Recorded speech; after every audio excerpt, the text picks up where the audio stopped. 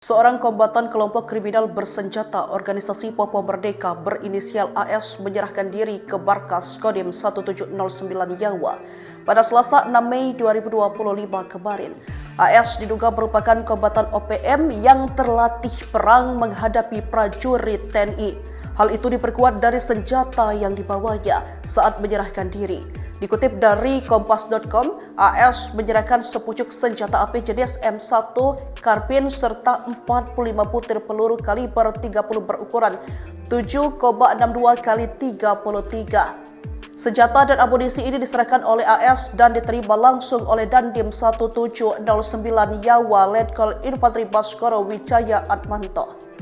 Dandim 1709 Yawa Letkol Infantri Baskoro Wijaya Atmanto mengatakan bahwa penyerahan senjata dan amunisi ini terjadi atas upaya penggalangan yang dilakukan oleh dua personel unit Intel Kodim 1709 Yawa yaitu Serika Patrick Pasaribu dan Pertu Marcos Reza.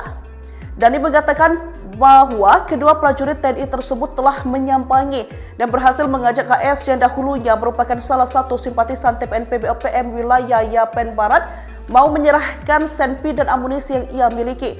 Menurut Baskoro, AS yang merupakan warga kampung Ariepi, distrik Kosiwo, Kabupaten Kepulauan Yapen, Papua datang secara ikhlas dan penuh dengan kesadaran ke Makodim 1709 Yawa untuk kembali ke pangkuan Ibu Pertiwi.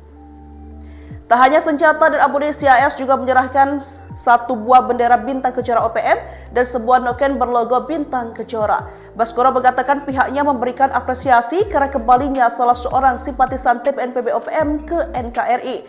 Dari Baskoro menghimbau kepada seluruh anggota dan simpatisan TPNPB OPM yang saat ini masih di dalam hutan di wilayah Kepulauan Yapen agar segera kembali ke pangkuan NKRI.